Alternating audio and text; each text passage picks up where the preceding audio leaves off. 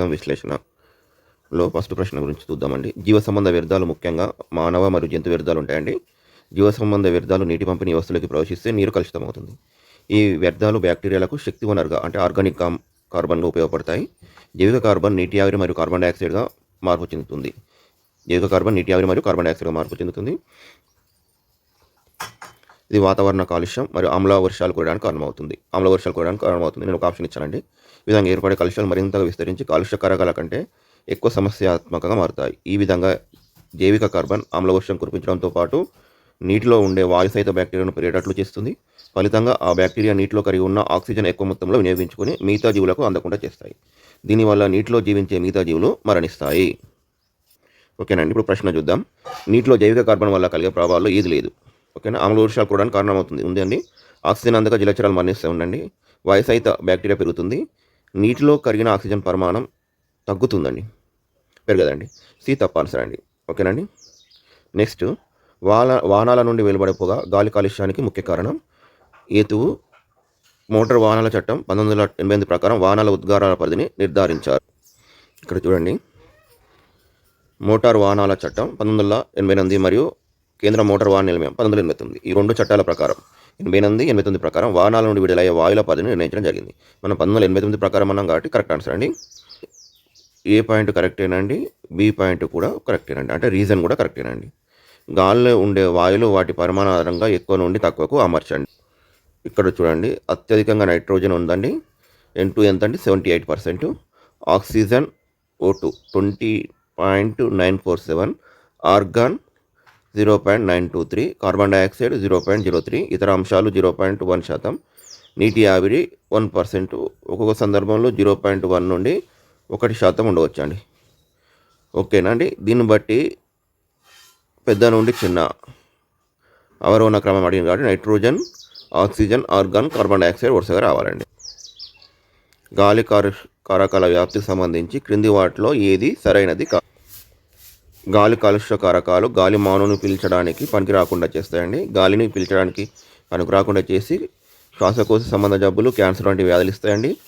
భూగోళం మీద వివిధ దశలో వీస్తున్న పవనాల చలనం ద్వారా గాలి కాలుష్యం కారకాలు ప్రపంచం మొత్తం విస్తరించుంటాయండి.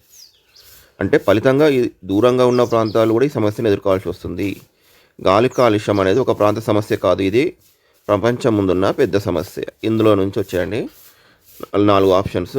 ఒకసారి ఇప్పుడు మనం చూసింది గాలి కర్షక పవనాల చలనం ద్వారా ప్రపంచమంతా విస్తరిస్తాయి. కరెక్ట్ అండి. కాలుష్యానికి దూరంగా ఉన్న ప్రాంతాలు కూడా ప్రభావానికి గురవుతాయి.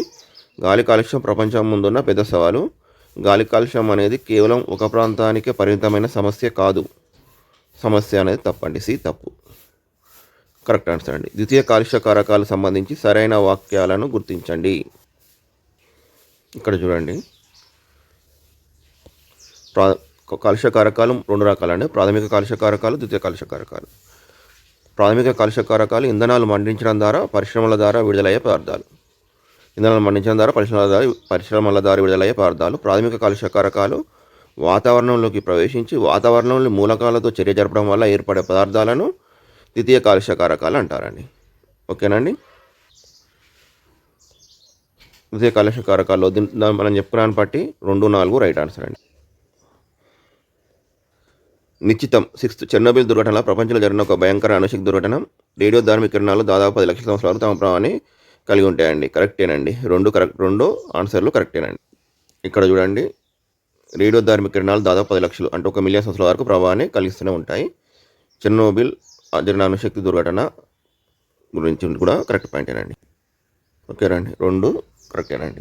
తెలంగాణలో రామగుండం మరియు పాల్వంచలలో ప్రాంతాల్లో గాలి కాలుష్యానికి ప్రధాన కారణం ఏంటంటే థర్మల్ విద్యుత్ కేంద్రాలు. అడవుల నిర్మూలన వలన ఓజోన్ పొర గురించి కింది వాటిలో సరైనది కానిది. భూమిపై ప్రస్తుతం 19% అడవులు ఉన్నాయండి. క్లోరోఫ్లోరో కార్బన్ వల్ల ఓజోన్ పొర దెబ్బతీస్తాయి. ఓజోన్ పొర దెబ్బతినడం వల్ల యువ కిరణాలు నేరుగా భూమిని చేరుతాయి. అడవుల నరికివేత వలన కార్బన్ డైఆక్సైడ్ పెరిగి గ్లోబల్ వార్మింగ్ ఏర్పడుతుందండి. ఓకేనండి. తగ్గి కాదండి, పెరిగి. కాలుష్య నియంత్రణ సర్టిఫికేట్ PUC సాధారణంగా ఎన్ని రోజుల కాల పరిమితి తయారు చేయబడతారు? 6 నెలలండి. గౌణ ద్వితీయ కాలుష్య కారణాలకు ఉదాహరణలు కానిది ఏంటి అండి?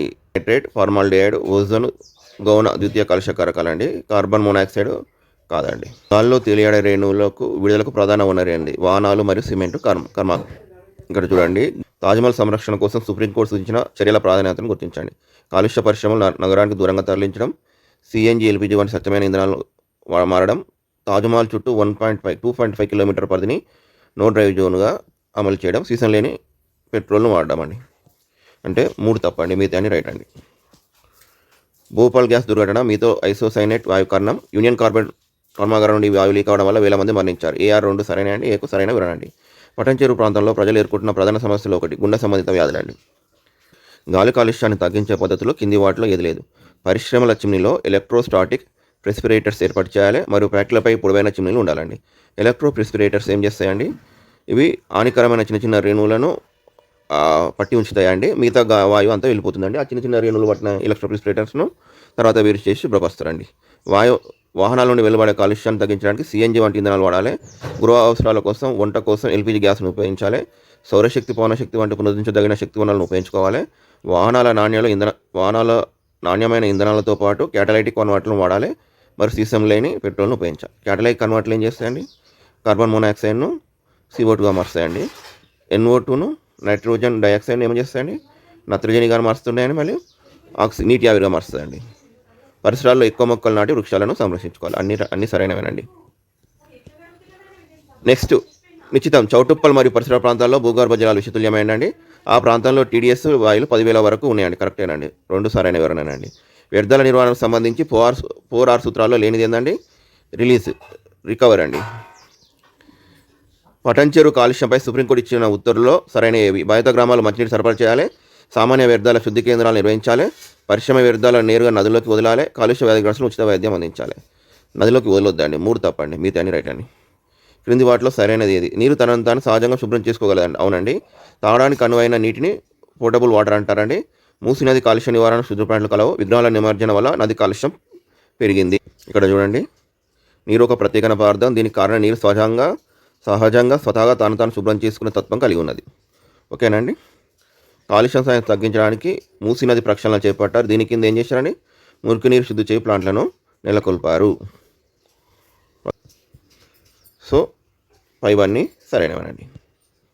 వాతావరణ నాణ్యత తగ్గడం వల్ల కలిగే ఆరోగ్య సమస్యలు ఈ క్రింది వాటిలో ఏది లేదు. అస్తమా, ఊపిరితిత్తుల వ్యాధి, శ్వాసకోశ సంబంధించిన వ్యాధులు వస్తున్నాయండి. మలేరియా రాదండి, దోమకాటు వల్ల వస్తాయండి.